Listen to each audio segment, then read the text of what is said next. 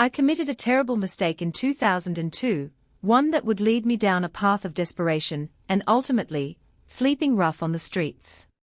It all started with my passion for filmmaking and my dream of making it big. I had self-released my DVD sketch show, The Fix Presents, and managed to get it distributed in independent retailers. However, without a marketing budget or producer support, the DVDs just sat on the shelves gathering dust.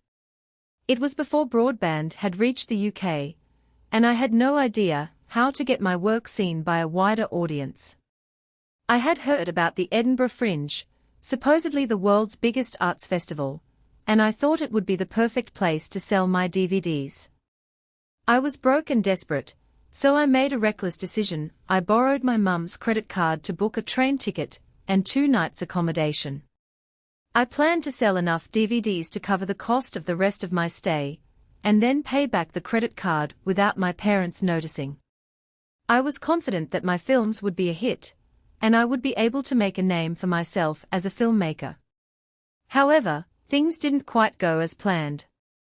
When I arrived at the Edinburgh Fringe, I quickly realized that it was a live arts festival, and not the best place to sell DVDs.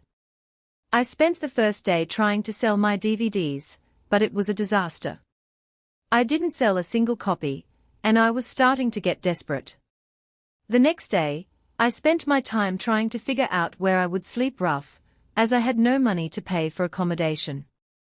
I spotted some church steps that looked like they might provide a decent place to rest, and I hoped that a kindly vicar might take pity on me and let me sleep inside. As the days went by, I found myself in increasingly difficult situations. I met a fellow homeless man who seemed friendly, but it soon became apparent that he was not quite right in the head.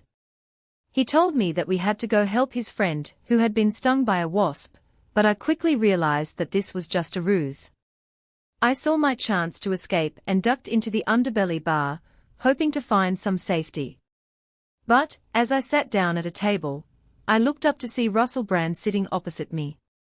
I took this as a bad omen and knew that it was time to cut my losses and head back to London. I returned home, defeated and demoralized. My parents were furious when they found out what I had done, and they told me in no uncertain terms that I would have to get a job and give up on my filmmaking dreams. It was a tough pill to swallow, but I eventually came to realize that this experience, as difficult as it was not my worst at the Edinburgh Fringe. I learned a valuable lesson about the importance of planning and research, and I eventually found my